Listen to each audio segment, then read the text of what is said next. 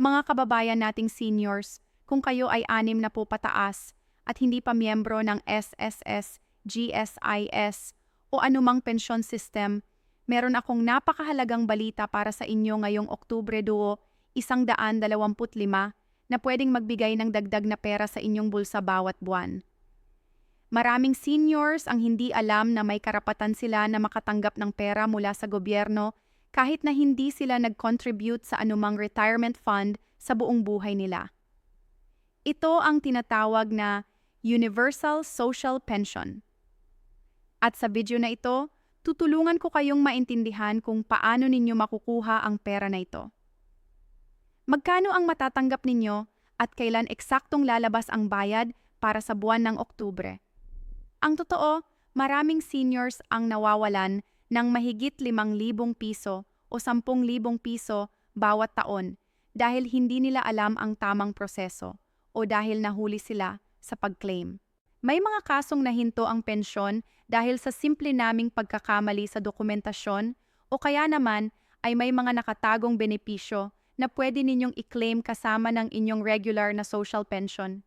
Kaya mahalaga na marinig ninyo ang lahat ng detalye na ito mula simula hanggang dulo dahil bawat salita dito ay pwedeng magdagdag ng kita sa inyong pangaraw-araw na pangangailangan lalo na ngayong tumataas ang presyo ng bilihin. Kaya naman, mga mahal kong kababayan, huwag ninyong skip ang video na ito dahil pagkatapos ninyong manood, mas malinaw ang inyong maiintindihan kung paano kayo makakakuha ng social pension ngayong Oktubre 25 at kung paano ninyo mapapabilis ang pagdating ng pera sa inyong kamay. Ang social pension ay hindi biro mga kaibigan dahil sa panahon ngayon na ang kilo ng bigas ay umaabot na sa IP o pat-60, ang kilo ng manok ay nasa pat-100 at ang presyo ng kuryente ay tumaas na naman. Ang bawat piso na pwede nating makuha mula sa gobyerno ay napakahalaga. Hindi ito charity o awa mga kasama. Ito ay karapatan ninyo bilang senior citizen ng Pilipinas na nag-ambag sa lipunan sa loob ng maraming taon. Kaya habang may panahon pa, makinig tayo ng mabuti at siguraduhing nakakakuha kayo ng lahat ng benepisyong dapat nasa inyo. Una sa lahat, pag-usapan natin kung ano talaga ang Universal Social Pension at sino ang qualified na makatanggap nito ngayong 2025. Ang social pension ay isang programang pinatutupad ng Department of Social Welfare and Development or DSWD para sa mga indigent senior citizens na ang taong gulang pataas na wala ng ibang regular na pensyon mula sa SSS, GSIS, military pension o pribadong kumpanya. Ang ibig sabihin ng indigent ay mga seniors na nakatira sa mahihirap na kondisyon at walang sapat na kita para mabuhay ng komportable. Ngayong dalawa, ang halaga ng social pension ay PH5, bawat buwan na ibinibigay quarterly or every 3 months. Kaya kung i-compute natin ang isang senior ay makakatanggap ng 5 piso kada quarter o kung itotal sa buong taon PH na awanan. Ang pera na ito ay direktang ibinibigay sa senior mismo o sa kanyang authorized representative kung hindi na siya makalalabas ng bahay dahil sa edad o sakit. Ngayon alam ko na ang tanong ninyo, kailan lalabas ang pera para sa Oktubre na 2, Common 25? Ayon sa schedule ng DSWD, ang payout para sa 4th quarter ng DU Pomen 25 na sumasaklaw sa mga buwan ng Oktubre, Nobyembre at Disyembre ay magsisimula na sa ikalawang linggo ng Oktubre. Ang mga payout ay ipinapamahagi kada munisipyo o kada city kaya hindi sabay-sabay ang lahat ng lugar sa buong Pilipinas. Ang mga senior sa Metro Manila ay karaniwang nauuna sa payout kaysa sa mga probinsya pero depende pa rin ito sa bilang ng beneficiaries sa bawat lugar at sa kakayahan ng local DSWD office na ma-process ang mga payout. Sa karanasan ng maraming seniors na nakausap ko, ang mga nasa urban areas ay nakakatanggap ng pera nila sa loob ng Oktubre 10 hanggang Oktubre 20. Habang ang mga nasa malayong probinsya ay minsan umabot pa ng katapusan ng Oktubre o unang linggo ng Nobyembre. Kaya ang advice ko sa inyo mga kasama ay makipag-ugnayan na kayo sa inyong barangay office o sa mismong DSWD office ng inyong municipality para malaman ninyo ang eksaktong petsa ng payout sa inyong lugar. Huwag kayong mahihiyang magtanong dahil ito ay karapatan ninyo at trabaho nila na magbigay ng impormasyon. Ngunit bago tayo magpatuloy, gusto kong banggitin ang isang napakahalaga na bagay na maraming seniors ang hindi alam. May mga kasong ang social pension ay pwedeng ma-reduce o kaya naman ay ihinto kung may pagbabago sa inyong circumstances. Halimbawa, kung may isa sa inyo na nagsimula ng makatanggap ng SSS pension o kaya naman ay nag-start kayong makatanggap ng financial support mula sa anak o kamag-anak na regular na at documented, ang DSWD ay may karapatang i-review ang inyong eligibility. Hindi ibig sabihin na aagad kayong matatanggal sa listahan pero may validation process na nangyayari bawat taon, kung saan hinahanapan ng update ang lahat ng beneficiaries. Kaya ang mahalaga dito mga kaibigan ay laging updated ang inyong record sa barangay at sa DSWD. Kung may pagbabago sa inyong living situation, employment status ng mga kasama ninyo sa bahay, o kaya naman ay may naging additional income source, dapat ninyong i-report ito para maiwasan ang problema sa hinaharap. May mga seniors kasi na hinto ang kanilang pensyon dahil sa maling impormasyon na naibigay at pagkatapos ay nahirapan silang maibalik ang benepisyo dahil kailangan nilang mag-file ng bagong application. Ayaw naman nating mangyari ito sa inyo kaya transparency is very important. Sunod nating pag-usapan ay kung paano kayo mag-apply para sa social pension kung hindi pa kayo currently enrolled sa programa. Ang unang hakbang ay pumunta sa inyong barangay office at ipaalam sa barangay captain o sa barangay social welfare officer na gusto ninyong mag-apply para sa social pension. Dadalhin nila kayo sa proseso ng pag-fill up ng application form at mag-a-assess sila.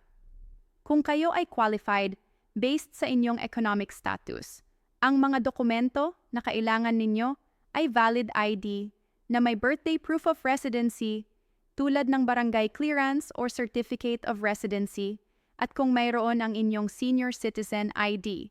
Hindi kailangan ng malaking pera para mag-apply mga kasama dahil ang application para sa social pension ay libre.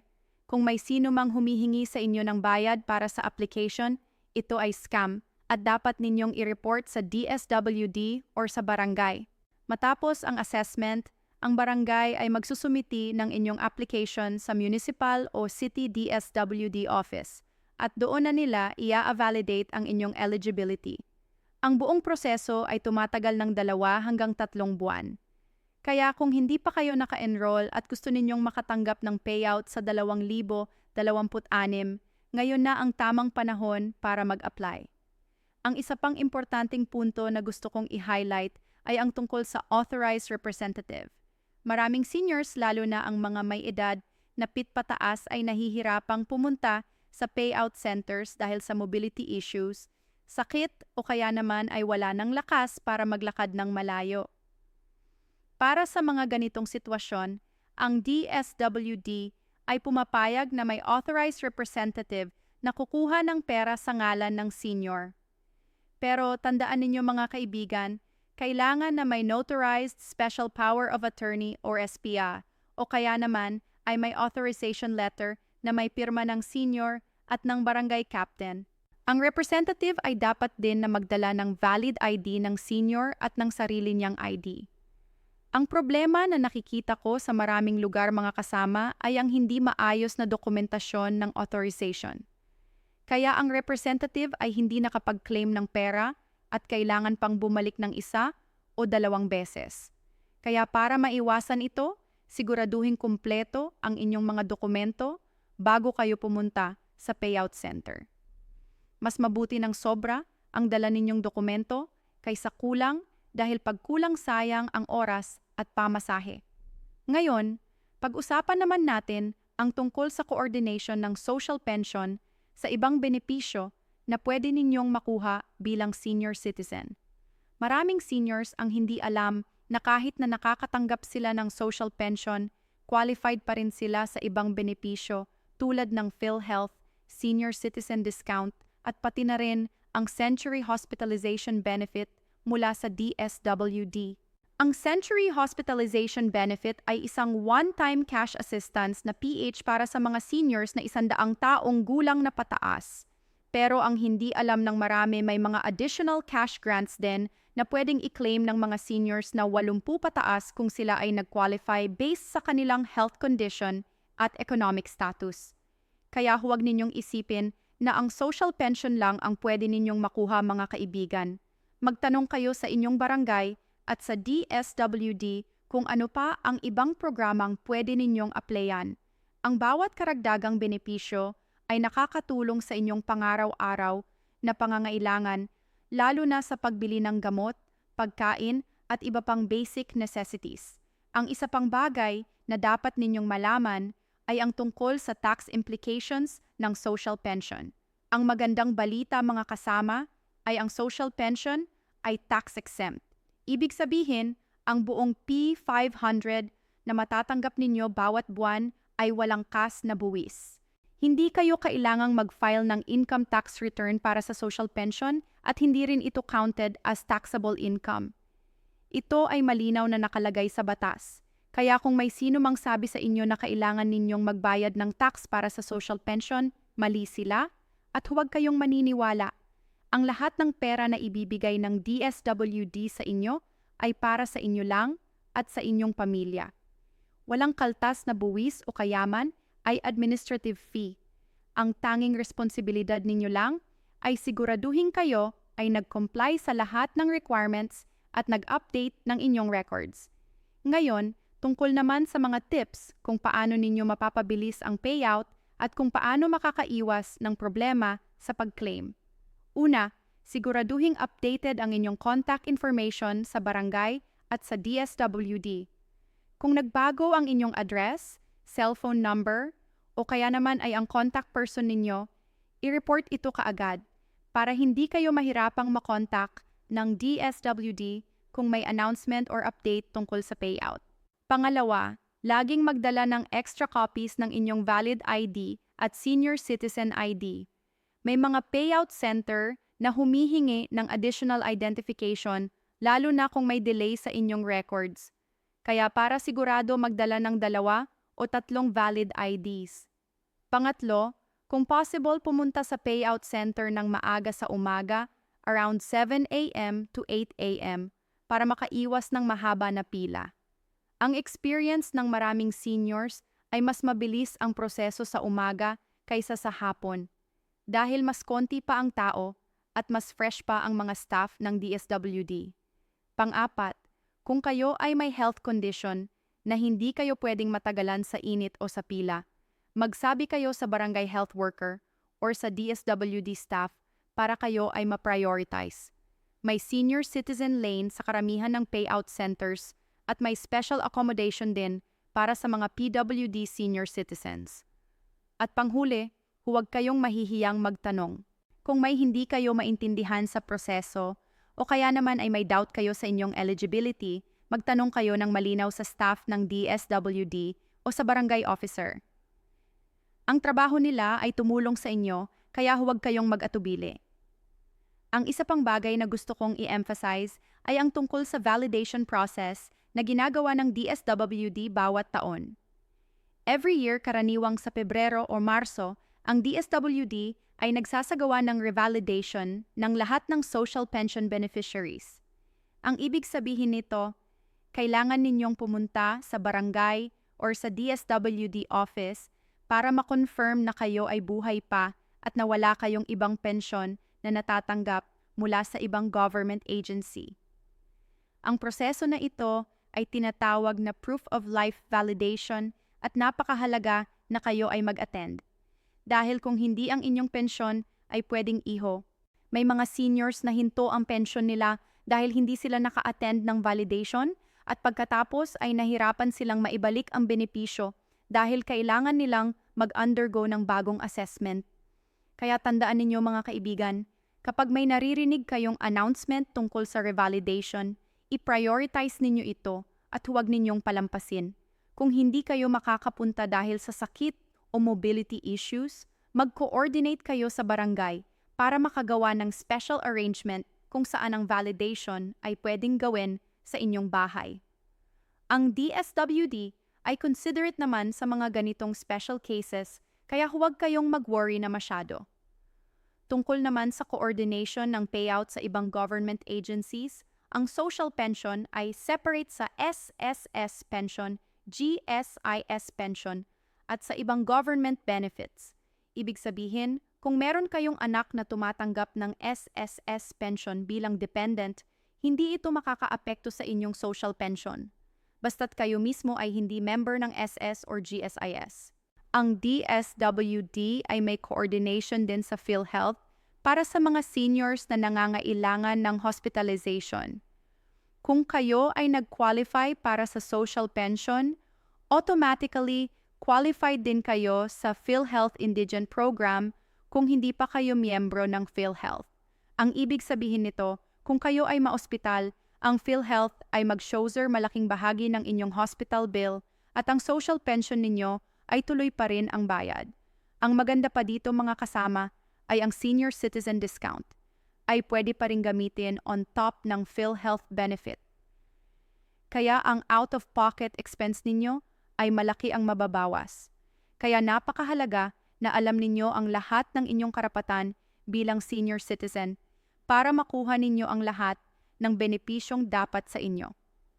Ngayon, pag-usapan naman natin ang tungkol sa payout strategies para makapagtabi kayo ng kaunti mula sa inyong social pension. Alam ko na ang PH, 5 bawat buwan, ay hindi malaki. Pero kung alam natin kung paano i-maximize ang pera na ito, pwede tayong makatabi ng kaunti para sa emergency or sa future expenses. Una, kung pwedeng huwag ninyong gastusin lahat ng 5 piso na matatanggap ninyo kada quarter sa isang araw lang.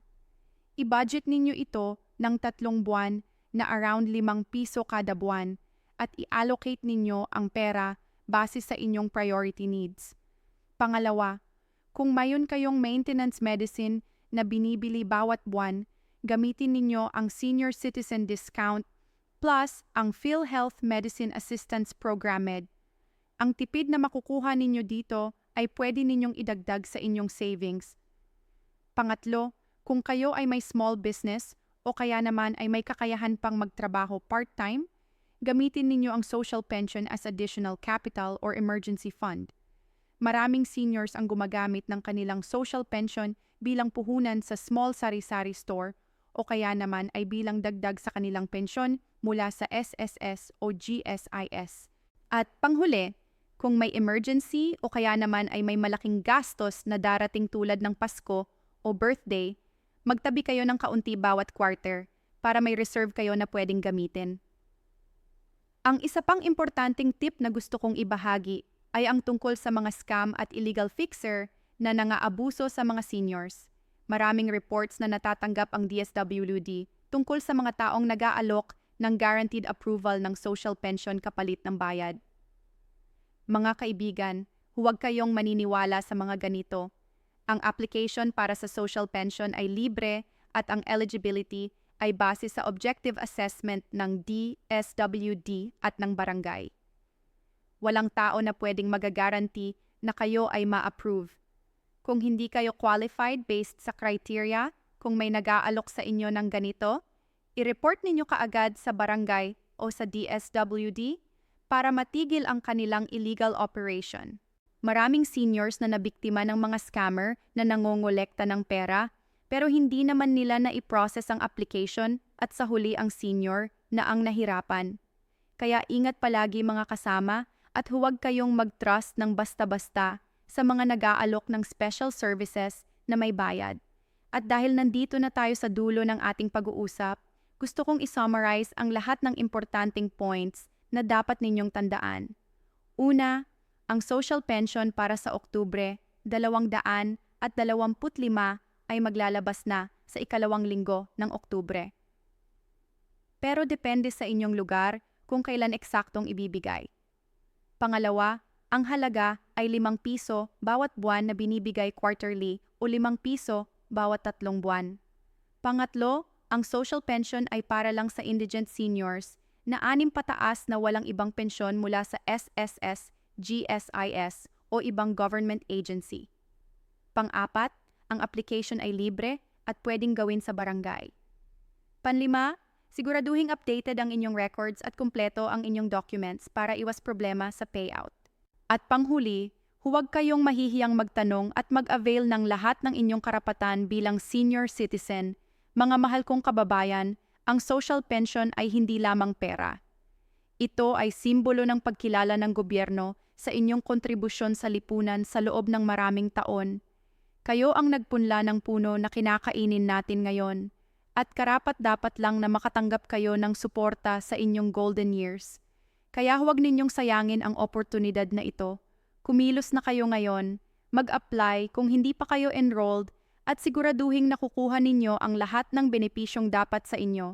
Dahil sa panahon ngayon na ang buhay ay mahirap, bawat tulong na pwede nating makuha ay napakahalaga. Salamat inyong pakikinig at sana ay nakatulong video na ito. Sa muli mga kasama. God bless sa inyong lahat.